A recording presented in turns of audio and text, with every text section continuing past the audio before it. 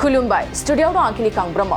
doctor Phanjit Basumatary IFAW जुनार action बान्था मोननो हादों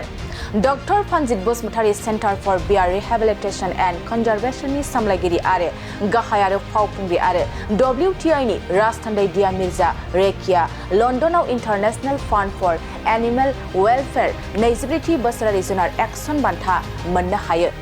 IFAW एनिमेल एक्सन एवार्ड्सआ जुनार अनसायनि मुंदांखा जोहोलावफ्रा फालियो जाय सुबुंफोरखौ मान होयो जाय हाग्रानि जिब-जुनारनि रैखाथि आरो रैखाथिनि थाखाय गावसोरनि जिउखौ बावो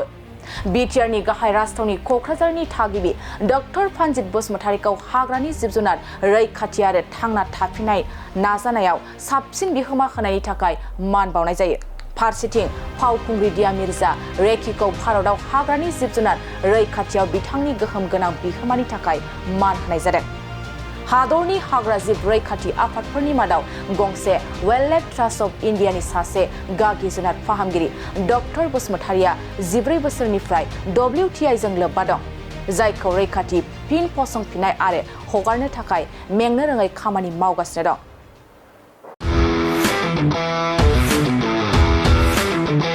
गोजोनथाव खौरां TVS नि गारि लानो गोसो गुदुं जानाय सुबुंफोरनि थाखाय मोनसे गोजोनथाव खौरां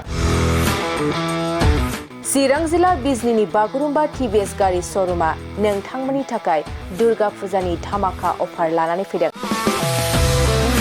बाइक आरो स्कुटि गारि सालायनो मोजां मोनग्रा रायजो राजाफोरनि थाखाय बागुरुम्बा TVS गारि श'रुमा धामाका अफार होना नोंथांमोननि गेजेराव मोनसे मोजां खाबु होगासिनो दं बिजनी स्टेट बेंकनि साखाथिनि CRPF केम्पनि उल्था सोनाब फारसे थानाय बागुरुम्बा TVS श'रुमाव डाउन पेमेन्ट होनानै नोंथाङा TVS नि गारि लानो हागोन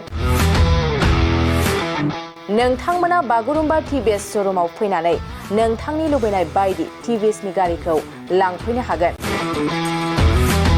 TVS नि गारि सालायनो मोजां मोनग्रा रायजो राजाफोरनि थाखाय बागुरुम्बा TVS श'रुमा बेनि अनगायैबो गोबां मोजां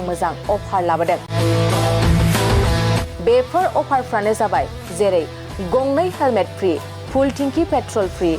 एसर गिफ्ट आरो TVS कम्पानिनि गासैबो मडेलनि एक्सचेन्जनि खाबुआ एभेलेबल जागोन